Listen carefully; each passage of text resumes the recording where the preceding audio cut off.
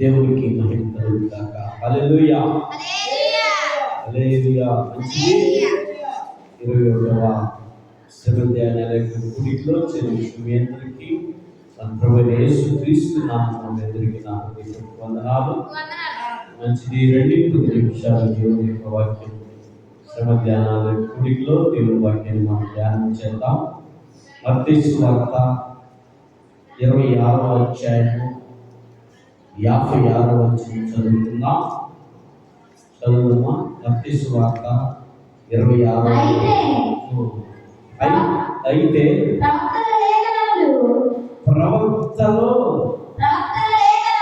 ప్రవక్తల లేఖనములు నెరవేరినట్లు ఇదంతా జరిగిందని చెప్పిన. చాలా చిన్న ప్రార్థన చేద్దాం. ప్రేమ కలిగిన తండ్రి, జీవితంలో యేసయ్యా, శివాధిపతి తండ్రి వందనాలు. 21వ శ్రమ ధ్యానాల కూడికలో ప్రభువా, ఈ రాత్రి నాయన మార్చి 29వ తారీఖు ప్రభువా, ఈ రాత్రి 10 నిమిషాలు ఈ మాట మేము ధ్యానం చేయవచ్చుండగా అనుకున్నాను. నిమిషాలు భద్రపరుచుకోమని, నా నోరుని గోరుగా వాడుకోమని, 10 నిమిషాలు ఈ వాక్యంలో అన్ని బిడ్డలతో నువ్వు మాట్లాడమని, పిలిచిన వారందరూ హృదయాలు తెరవడానికి సహాయం చేయమని యేసు నామములో వేడుకుంటున్నాం తండ్రి. ఆమేన్. మంచిది. మరొకసారి చదువు మా మాటలో. అయితే ప్రవక్తల లేఖనములు నెరవేరినట్లు ఇదంతయు జరిగిందని చెప్పాను. హల్లెలూయా. చూడండి, ప్రవక్తలు లేఖనము నెరవేరినట్లు ప్రవక్తలు ముందుగానే ప్రవచించారు. పిల్లరా, ముందుగానే ప్రవచించారు.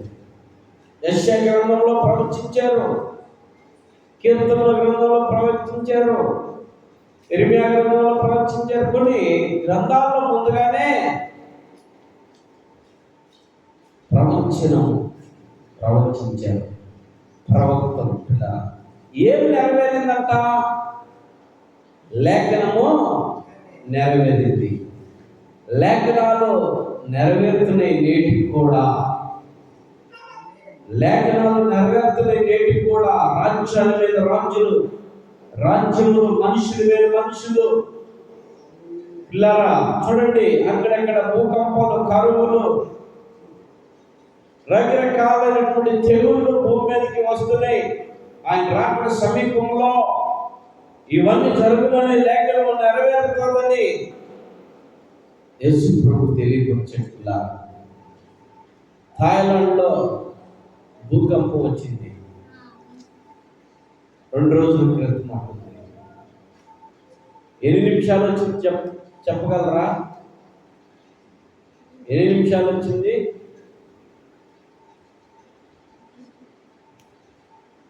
ఎన్ని నిమిషాలు వచ్చింది చెప్పగలరా? భూకంపం ఎన్ని నిమిషాలు వచ్చిందో తెలుసా సార్? మీకు తెలుసా? చెప్పు.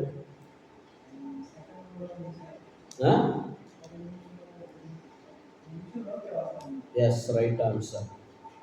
మ్యాక్సిమం 10-12 సెకండ్లే, మించితే 15 సెకండ్లు. దేవుని వాక్యము సెలవిస్తున్న మాట, ఆయనంటే కోపం అంట నిమిషం మాత్రమేనంట, ఆయన దయ అంట శాశ్వతం అంట. ఆయన కోపము నిమిషం మాత్రమే, నిమిషం లోపే. నిమిషాల భూకంపం సెకండ్స్లే, 7 సెకండ్స్లు, 7 సెకండ్లే వచ్చింది. 7 సెకండ్ల 0.7. ఇంకా 3 కలిగితే అది 8 సెకండ్లు. 7 సెకండ్లలో బిల్డింగ్ పడిపోయింది. 7 సెకండ్లోనే పెద్ద పెద్ద బిల్డింగ్లు పడిపోయి తారుమారైపోయారు. థాయిలాండ్ లేఖనాలు నెరవేరుతూ ఉన్నాయి. ఈ లేఖనం కూడా నెరవేరుతుందంట. ఇక్కడ లేఖనం నెరవేరటానికి ఏం రాసి పెట్టిందో చదువుతాం. ఆ మాటలో 52 చదువమ్మా. యేసు నీ కత్తి నువ్వు వరలో పెట్టుకో. కత్తి పట్టుకుని వారందరూ చేతనే నశింతురు. కత్తి చేతనే నశిస్తారు. చదువు. ఈ సమయమున నేను నా తండ్రిని వేడుకొని ఎడల ఆయన సేనాలను పంపించదు. ఎక్కువ మంది దూతలు ఇప్పుడే నాకు పంపడానికి నీ వరకు వచ్చున్నావా? చదువు. నేను వేడుకొని ఎడల ఇలాగు జరుగునని లేఖనం ఎలాగూ నెరవేరునని అతనితో చెప్పాను. చూడండి, నేను కానీ వేడుకుంటే 12 సేనాలు వస్తారు. ఒక సేన 6,000 72గా 12 72 సేన 72,000 మంది దిగేవాళ్ళు. అయితే నేను ఇలా వేడుకుంటే, అయితే నేను ఇలా రప్పిస్తే, అయితే నేను దీనికి వాళ్ళని పిలిపించి ఆటంకపరుచుకుంటే లేఖనము నెరవేరదుగా.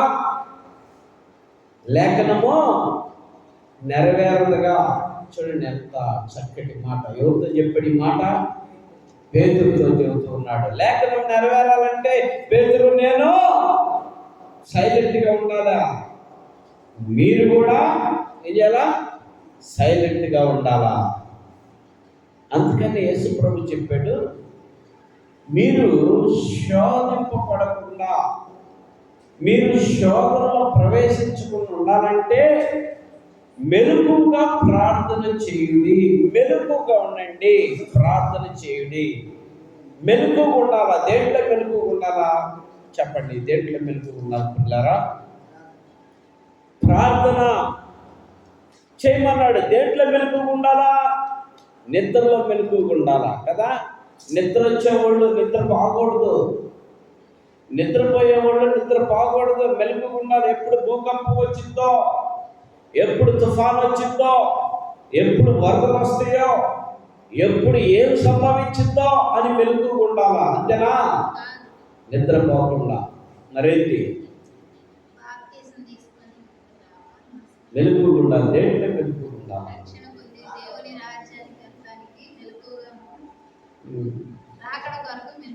రైట్, మంచిది. మీరు చెప్పింది మంచిదే. ఓకే, బాప్తిసం తీసుకొని రక్షణ పొంది దేవుని రాజ్యానికి వెళ్ళటానికి సిద్ధపాటు కలిగి ఉండాలో, మెలకుగా ఉండాలి. అది ఓకే, అది కూడా ఒకటి పాయింట్ అనుకుందాం. అసలు మెలకుగా దేంట్లో ఉండాలా? దేంట్లో ఉండాలా మెలకుగా? మీరు శోధనలో పడకుండా మెలకుగా ఉండాలా? నోరు పరేసుకోకుండా మెలకుగా ఉండాలా? అవునా? నోరు జారకుండా మెలకుగా ఉండాలా? నోరు జారితే వచ్చి పడింది శోధన. అవునా? అవునా కదా? నోరు జారితే వచ్చి పడింది శోధన. మీరు శోధనలో పడకుండా మెలకుగా ఉండి ప్రార్థన చేయాలా? నీకు శోధనలు చుట్టూ ఉంటాయి. నీకు శోధనలు ఎక్కడుంటాయి? నీ చుట్టే ఉంటాయి. శోధకుడు ఎవరో తెలుసా? ఎవరంటే శోధకుడు? అపవాదైనటువంటి సాతానుడు నీ చుట్టూ తిరుగుతూనే ఉంటాడు.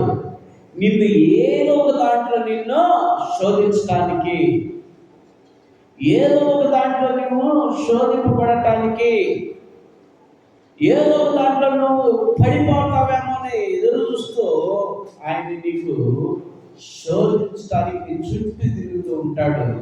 శోధన నీకు వస్తూ ఉంటుంది, అది నీకు తెలుసు, అది చూస్తూనే ఉంటావు, వింటూనే ఉంటావు.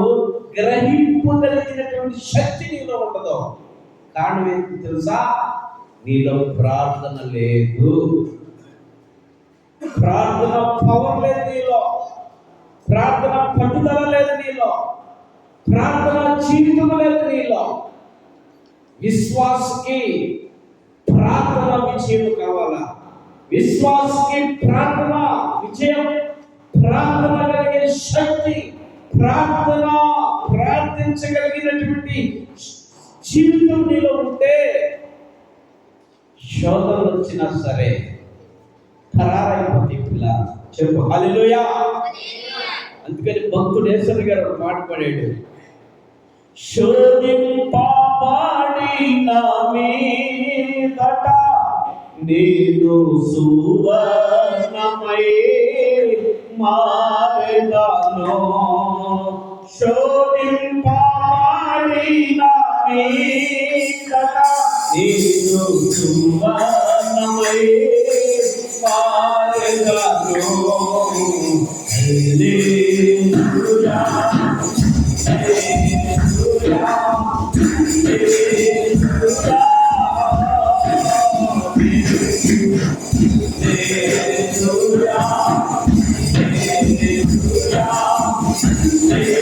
హల్లెలూయా.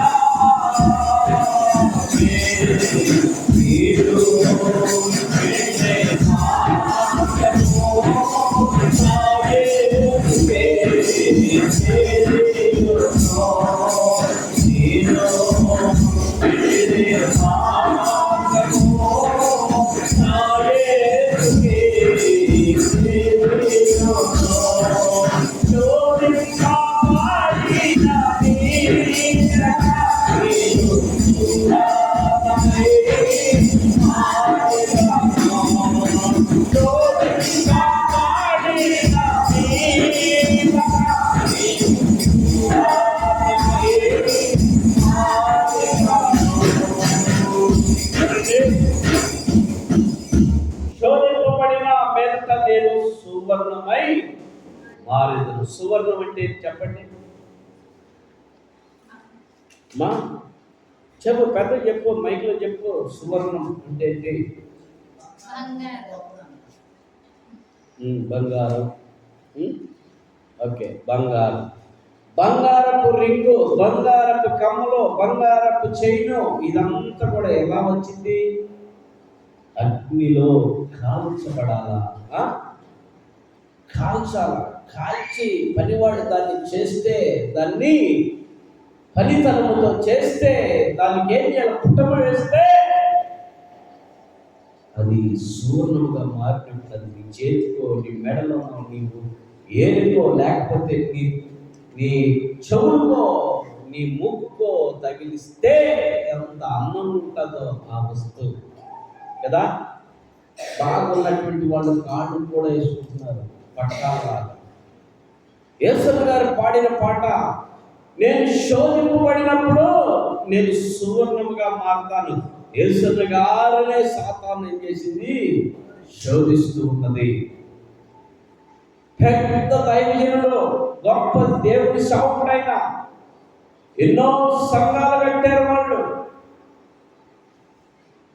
అలాంటి ఆయన పాడిన పాట పిల్లరా, శోధింపబడటం వలన సువర్ణంగా మారటం. ప్రార్థన జీవితం యేసయ్య గారిని అడిగేనంట ఒక సాతాను. లూసిఫర్ యేసయ్య గారితో, ఆయన గారు సాక్ష్యం నాకు దీన్ని తెలియపరిచాడు. రే, ఏదో పెద్ద పాటలు పాడుతున్నావని స్టిల్ ఇస్తున్నావు, నీకంటే నేను బాగా పాడతాను రా అందంట. పాడతావు, నీకంటే బ్రహ్మాండంగా చెబుతాను రా నేను మాటలు, చెబుతావు. ఇవన్నీ అన్న తర్వాత యేసయ్య గారు అన్నాడంట, రా కూర్చో, నాతో పాటు మోకరించు అన్నాడంట. రే, అది నేను చేయలేను రా అందంట. అది నేను చేయలేను రా అందంట. నేను చేయలేను రా అది అందంట. ఏంటది? మోకాడు మీద ప్రార్థన. మిమ్మల్ని కోరుకుంటుంది అదే. నేను ప్రార్థన జీవితం ఎక్కువ ఉండాలను. నువ్వు శోధింపబడతావు, శోధన నీకు వస్తున్నది, అది నీకు తెలుసు వచ్చిందని. నువ్వు చూస్తావు దాన్ని, నువ్వు వింటావు దాన్ని, నువ్వు గ్రహిస్తావు, కానీ జయం నీలో ఉండదు. కారణం ఏంటో తెలుసా? నీలో ప్రార్థనా జీవితం లేదు. ఈ రాత్రి తెలుసుకోవాల్సినటువంటి సత్యం ఇది. నీకు లేఖనం నెరవేరింది. కారణం ఏంటో తెలుసా? లేఖనం నెరవేరడానికి యేసుక్రీస్తు ప్రభు 33 సంవత్సరంలో ఆయన సేవలో పరిచర్యకి వచ్చి ఆయన వచ్చిన పనిని నెరవేర్చడానికి సంపూర్తిగా పనిచేయడానికి మొదట 40 దినాల ఉపవాసం ఉన్నాడు. దాని ముందు బాప్తిజం తీసుకొని 40 దినాల ఉపవాసం నుండి ప్రార్థించాడు. ఈ 40 దినాల ఉపవాసం ఉన్నప్పుడు సాతానుడు ఏం చేశాడు తెలుసా? సాతానుడు యేసు ప్రభు దగ్గరికి వెళ్ళిపోయాడు. యేసు ప్రభు దగ్గరికి వెళ్ళి మొట్టమొదటి మాట ఏమన్నాడో తెలుసుగా? ఏమన్నాడు? చాలా నీరసంగా ఉన్నావు కదా, నీకు చాలా ఆకలి అవుతుంది, ఈ రాళ్ళు రొట్టెలు చేసుకొని చూద్దాం అన్నాడు. రాళ్ళు రొట్టెలు దెబ్బకైపోతాయి. చేయగలిగిన సమర్థుడైన చేస్తాడు, కానీ సాతానుడు చెబితే ఏం చేసేది? ఆయన తీసుకున్న నిర్ణయం ఏంటి? ఉపవాసం నుండి ప్రార్థించడం. ఈ ఉపవాసంలో భంగపరచడానికి సాతానుడు వచ్చాడు. ఉపవాసంలో భంగపరచడానికే, కుటుంబాల్లో శోధింపబడటానికి, కుటుంబాన్ని గలిబిలి చేయడానికి, కుటుంబాలను విడదీయడానికి, కుటుంబాల్లో నెమ్మది లేకుండా చేయడానికి, కుటుంబాల్లో వ్యాధులు తీసుకొస్తూ, కుటుంబాల్లో అప్పులు చేపిస్తూ, కుటుంబాన్ని రోగాలు పాలు చేస్తున్నటువంటి సాతానుడు కుటుంబాల్లోకి ప్రవేశిస్తే, సాతానుడు రెచ్చగొడుతూ ఉంటే నువ్వు సాతానుడు మాట విని కుటుంబాన్ని ఏం చేస్తున్నావు? గలిబిలి చేస్తున్నావు.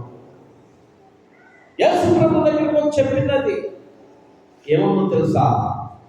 భలే నీరసంగా ఉన్నావు, ఈ రాళ్ళు రొట్టెలు చేసి చూడు, తిను. నిజమే కదా, నేను నీరసంగా ఉన్నాను కదా, రాళ్ళు రొట్టెలు వంటి అవుతాయి, పెద్ద విషయం కాదు. కానీ చేసుకున్నందువల్ల ఉపయోగం ఏంటి? ఉపవాసం బాగుపరిచినట్టే కదా.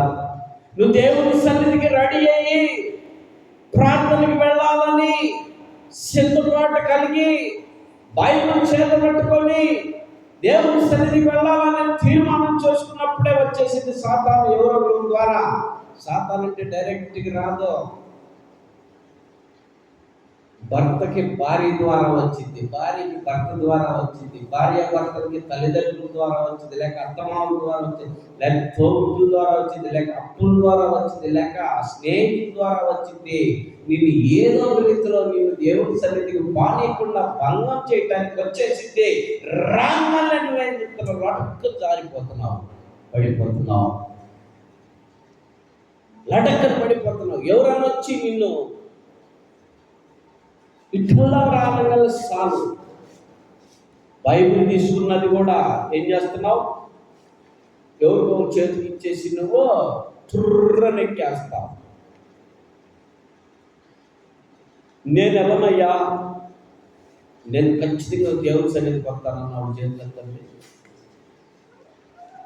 నేను సిద్ధపడి బైబిల్ తీసుకున్నాను, ఇక ఏ ఆటంకం వచ్చినా నేను ఎవరను, నేను దేవుని సన్నిధికి వస్తాను. చేతులంటే దేవుని స్తోత్రం. హల్లెలూయా. నీకు పరీక్ష, ఇప్పుడు ఒక పరీక్షని ఎదుర్కోవాలి. ఎంత యథార్థంగా చేయొద్దు వచ్చేందు. ఒక చిన్న పరీక్షని, ఒక హెలికాప్టర్ బైపాస్ రోడ్డు మీద ఉంటే, ఒక హెలికాప్టర్ బైపాస్ రోడ్డు మీద ఉంది, హైదరాబాద్ దాకా వెళ్ళేసి వద్దా ఉంటే లటక్కుని వెళ్తావా లేదా? హెలికాప్టర్ ఎక్కుతావా లేదా?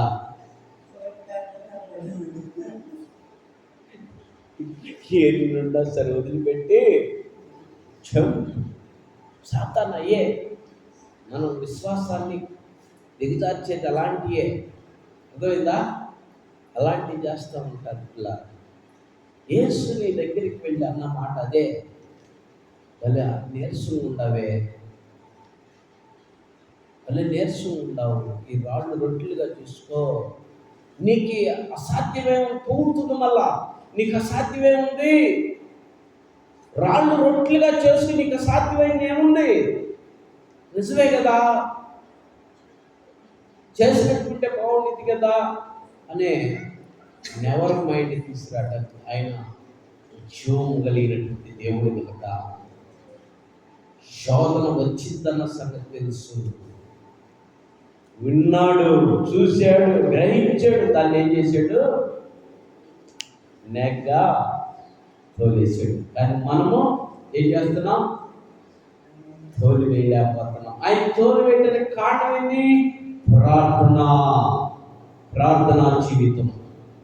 ప్రార్థన చేయాలనుకో, ఎన్ని పాటలు పాడినా, ఎంత వాక్యము చదివినా, మినిమం గంటలను ప్రార్థన చేయగలిగితే రీఛార్జ్ అంటే నీ కుటుంబానికి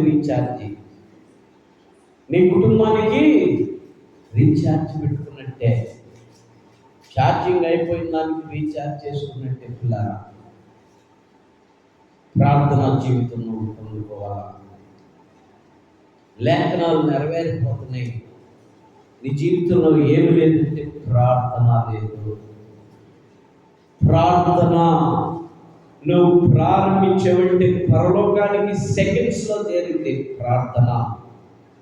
నువ్వు మాట్లాడినా వెళ్ళదు. ప్రార్థన అంటే అంత ఫాస్ట్గా దేవుని దగ్గరికి చేరింది. ఇది నాలో ప్రార్థించే వాళ్ళు పొదువైపోయారు, తక్కువైపోయారు. అందరూ పాటలు పాడతానంటారు, అందరూ వాక్యం చదువుతానంటారు, మరి ప్రార్థన చేసే వాళ్ళు ఉంటున్నారా సమయంలో? ప్రార్థన చేయమంటే అందరూ నన్ను కాదులే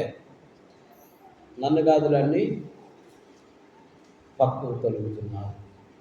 కారణం ఏంటి? ప్రార్థన జీవితం నీలో లేదు. పిల్లరా, ప్రేమతో నేను మీకు తెలియపరుస్తున్నాను, ప్రార్థనా జీవితం కలిగి ఉండండి. అందుకే ఆయన ఏం చెప్పాడు తెలుసా? చదవమ్మ 54వ వచనం ఉంటుందిగా. ఇలాగ జరగను, ఇలాగ జరిగితే వాళ్ళందరూ వస్తారు. వచ్చినందువల్ల లేఖనం ఎలా నెరవేరాలా? నేను మరణించడానికే కదా వచ్చింది, నేను ప్రభుత్వం చేయడానికి రాలేదు. నేను మరణించడానికే వచ్చింది. నేను మరణించాలి, తప్పదు. మరణించాలంటే ఇవన్నీ జరగాల.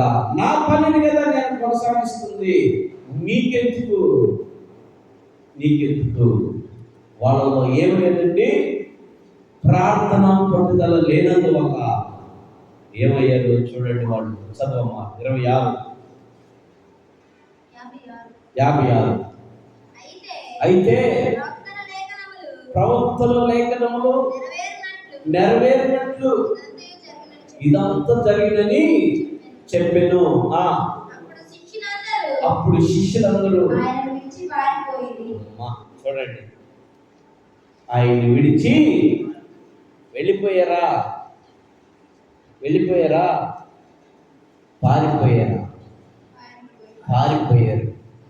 పారిపోయారంట పిల్ల. ఆయన శిష్యులు పారిపోయారు. కారణం ఏంటి? మెలుగుగా ఉండి ప్రార్థన చేయలేదు. వాళ్ళకి మెలుగు లేదు. వాళ్ళ జీవితంలో అప్పుడు మెలుగు లేదు. మరి ఎప్పుడు మేలుకున్నారు వాళ్ళు? ఎప్పుడు మేలుకున్నారంటే ప్రభువు యేసుక్రీస్తు శిలువలో శ్రమ పడుతున్నప్పుడు వాళ్ళ మనోనేత్రాలు తెరవబడుతున్నాయి. ఆయన చనిపోయి పునరుత్థానుడైనప్పుడు అప్పుడు మేలుకున్నారు వాళ్ళు. అప్పుడు దాకా మేలుకో పారిపోయారు. ఒక ఆయన అననే అన్నాడు, పునరుత్థానుడైనాక పేతురు పరిగెత్తుకుంటూ వెళ్ళాడు. మగ్దలేనే మరియ చెప్పినప్పుడు పేతురు పరిగెత్తుకుంటూ వెళ్తే పేతురు కూడా తెలుసుకొని వచ్చి శిష్యులు చెబుతూ ఉంటే ఒక ఆయన అన్నాడు, ఆయన ఎవరో తెలుసా? ఎవరు చెప్పు. మన భారతదేశానికి వచ్చినటువంటి ఆయన తోమా. నేను ఆయన అరిచేతుల గాయాల్లో ఏలు పెడితేనే, ఆయన ప్రక్కలో పడిసినటువంటి గాయాలు ఏలు పెట్టి చూస్తేనే నమ్ముతానన్నాడు. లేదురా, నిజంగా సమాధి తెరవబడిందిరా, ఆయన లేడురా, మన ప్రభు వెళ్ళిపోయాడురా పాసు, నిజంరా అని చెబుతున్నా. రే నేను నమ్మను, నా చెప్పకు పేతురు, నువ్వు దుడుకోడు, నువ్వు నా చెప్పకు. 3 సార్లు అబద్ధం ఆడినని ఆడినాడు, నువ్వు నా చెప్తామైంది, నేను నమ్మను అన్నాడు. నిజంరా రే రే రే నిజంరా రే అని చెప్పినా నమ్మల. ఆ సమయంలోనే ప్రత్యక్షమై, కమాన్ నా ప్రియమైనటువంటి తోమా రా, నీ యొక్క సందేహాన్ని నెరవేర్చుకో, ఇదిగో నా చేతులు పెట్టి ఏలు, ఇదిగో నా ప్రక్క పెట్టి ఏలు చూడు అని చెప్పి ఒక మాట చెప్పాడు. ఏం మాట అన్నాడు? ఏమన్నాడు? వాక్యం నీకు తెలియట్లా. ఏమన్నాడు? మీరు నన్ను చూసి నమ్మారు, చూసి నమ్మిన వారి కంటే చూడకుండా నమ్మిన వారే దాన్ని చెప్పు. హల్లెలూయా, పెద్దగా హల్లెలూయా. మనం ధన్యులు చెప్పు. అందరూ ఇక్కడ చేసుకొని, అందరూ పుణ్యమే చేసుకుని చెప్పండి, మనం ధన్యులు. ఎందుకు? ఎంత ధన్యత మనకి ఇచ్చాడు. అప్పుడు వాళ్ళు మనోనేత్రాలు తెరవబడి పిల్లలు అప్పుడు మెలకువగా ఉండి ఏం చేశారు? పరిచర్య చేశారు. సర్వలోకానికి వెళ్ళమన్నాడు. సర్వలోకానికి వెళ్ళి సువార్త ప్రకటిస్తూ ఉన్నాడు. నువ్వు నీ జీవితంలో ఏ రీతిలో మెలుగు ఉన్నావు? శోధనలే నీకు, ప్రతిదీ శోధన నీకు. నీ చుట్టూ తిరుగుతూ ఉంటుంది శోధన, శ్రమలు, కష్టాలు, బాధలు, ఇబ్బందులు, ఇరుకులు అన్నీ నీకు నీ చుట్టూ తిరుగుతున్నప్పుడు నీకు తెలిసిపోతూ ఉంటుంది. నువ్వు మెలకువగా ఉంటూ ప్రార్థన చేయకుండా నిద్ర మత్తులో ఉంటే అవును. మెలకువగా ఉండి ప్రార్థన చేయకుండా నిద్ర మత్తులో ఉంటే అవును. నిద్ర మత్తు. ఏ మత్తు? నిద్ర మత్తు. అందుకని దేవుడు ఏం చెప్పాడు? మనుషుని నమ్ముట కంటే యెహోవాను ఆశ్రయించడం మేలు, రాజును నమ్ముట కంటే యెహోవాను ఆశ్రయించడం మేలు. నీకొచ్చిన శోధనకి నువ్వు మోకరించి ప్రార్థన చేయకపోగా మనుషుల దగ్గరికి, అధికారుల దగ్గరికి, నాయకుల దగ్గరికి పరిగెత్తుతావు. అవునా కదా? పారిపోతావు. ఎక్కడికి? నీకు స్థలం ఉన్నది, దేవుని సన్నిధి. దేవుని సన్నిధిలో మోకరించి ప్రార్థన చేయకుండా పారిపోతావు. పారిపోయినందువల్ల వీళ్ళు ఏడికి వెళ్ళారు? ఖరారైపోయారు. అవునా? ఖరారైపోయారు. ఇలా ఈరోజు వాళ్ళ పరిస్థితి బాగుంది, నీ పరిస్థితి ఏంటి? వాళ్ళు పారిపోయినా వాళ్ళని తెచ్చుకున్నాడు మళ్ళా. నీ పరిస్థితి ఏంటి? నువ్వు దేవుని సన్నిధి నుంచి పారిపోతూ ఉన్నావు. చిన్న పని దొరికితే చాలు, దొరకపోయినా చాలు, ఎవరైనా రామంటే చాలు, ఎదుర్కొంటే వెళ్ళిపోతున్నావు దేవుని సన్నిధిని విడిచిపెట్టి, పారిపోతున్నావు దేవుని సన్నిధిని విడిచిపెట్టి. నీ పరిస్థితి ఏంటి? రాత్రి నీకై నువ్వు పరీక్ష చేసుకో.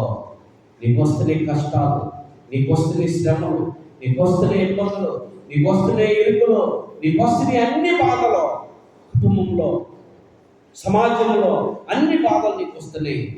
నువ్వు పారిపోతే అవి తిరుగుతాయా? మోకరించి మోకాళ్ళ మీద ప్రార్థన చేస్తే అవి సర్దుకుపోతాయి. అలల మీద అలలు వస్తూ ఉంటే యేసు ప్రభు ఏం చేశాడు? సముద్రం వైపు చూసి ఆగిపోవాలంటే ఆగిపోయి అలలు. అలాంటి అలలు నీ జీవితంలో వస్తూ ఉంటే నువ్వు ప్రార్థన చేస్తే యేసు ప్రభు ఆగిపో అంటాడు. ఆగిపోతే అంటే ఆగిపోతే అంతకంటే గొప్ప ఈ శ్రమలు, కష్టాలు, బాధలు. ఇలా ఆలోచించే ఈ 40 దినాల్లో, ఈ శ్రమ ధ్యానం 40 దినాల్లో నువ్వు తెలుసుకోవాల్సినటువంటి సత్యాలు ఇవి. కనుక నువ్వు ఎవరి కోసం ఈ రాత్రి నువ్వు ప్రయాసపడుతున్నావు? దేని కోసం ప్రయాసపడుతున్నావు? అన్ని కష్టాలు, శ్రమలు, బాధలు నీ చుట్టూ ఉన్నప్పటికీ నువ్వు మనుషుల మీద ఆధారపడుతున్నావు, దేవుని మీద ఆధారపడట్లేదు. నిన్ను పుట్టించిన దేవుని మీద ఆధారపడలేదు, ఆ ప్రభువు మీద ఆధారపడు. అందుకని ఒక వాక్యం చెప్పాడు, ప్రయాసపడి భారం మోస్తున్న సమస్త జనులారా నా యొద్దకు రండి, నేను మీకు విశ్రాంతినిస్తాను, నెమ్మదినిస్తాను, శాంతినిస్తాను, సమాధానాన్ని ఇస్తానని ఆ యేసుని తెలియపరుస్తుంటే నువ్వు ఇంకా ఇంకా ఇంకా పెడచెవి పెట్టి నువ్వు కొని తెచ్చుకుంటున్నావు. నీ శ్రమ పరిగెత్తే శ్రమ వస్తుందండి. శ్రమ చూసి పరిగెత్తేవాడికి శ్రమ వెంటాడుతూనే ఉంటుంది కదా. నువ్వు ఎదుర్కోగలిగితే కొంత మాత్రమైనా తగ్గింది. అప్పిచ్చినోడు వస్తుంటే మనం పరిగెత్తాను, మన వెనకాలే పరిగెత్తాడు. నిలబడి అన్నా రేపు ఇస్తాను, ఎల్లుండి ఇస్తానన్నా అని చెప్తే వాడు వెళ్ళిపోతాడు. ఎక్కువ ప్రశాంతం ఈ 2 రోజులు, ఎల్లుండి సంగతి తర్వాత. అవునా? వాడు ఉండొచ్చు, నువ్వు ఉండకపోవచ్చు, నువ్వు ఉండొచ్చు, వాడు ఉండకపోవచ్చు ఎల్లుండి. అవునా కదా? అసాధ్యమైంది ఏముంది దేవుడికి? థాయిలాండ్లో పడిపోయి బిల్డింగ్ మునిగిపోయారు. భూకంపం నిన్ను కదిలిస్తే ఆ రీతిలో గజగజగజు మునిగిపోయే పరిస్థితి దేవుడు తీసుకురావచ్చు. ఎందుకంటే నువ్వు ప్రార్థన చేస్తున్నావు. ఎస్తేరు ప్రార్థన చేసినందువలన ఆ ప్రజలందరినీ కాపాడాడు దేవుడు. ఆ రాజునే గడగడ్డాడు చేసేవాడు. ఒక్క మాట కూడా రాజు ఆజ్ఞనిచ్చింది అక్కడే తప్పింది. రాజు ఆజ్ఞనిచ్చింది అక్కడే తప్పింది, ఆగిపోయింది అక్కడ. హల్లెలూయా. అలాంటి స్థితి నీకు కావాలంటే నువ్వేం చేయాలా? ప్రార్థన, మెలకువగా ఉండి ప్రార్థన చేయాలి. ప్రతి విషయంలో ప్రార్థన, విజ్ఞాపనతో ప్రార్థన చేస్తే నీకున్న శాపం, శ్రమలు, ఇబ్బందులు, అన్నీ తొలగిపోతాయి. అంటే కృప చేరవచ్చిన మనందరికీ దేవుడు అనుగ్రహించును గాక. గొప్ప ప్రార్థనా పనులను దేవుడు తీర్చిదిద్దును గాక. మిమ్మల్ని కూడా గొప్ప ప్రార్థనా పనులు దేవుడు తీర్చిదిద్దును గాక. ఆమేన్, ఆమేన్, ఆమేన్. దేవుడి కొద్ది మాటలు దీవించును గాక. ఆమేన్.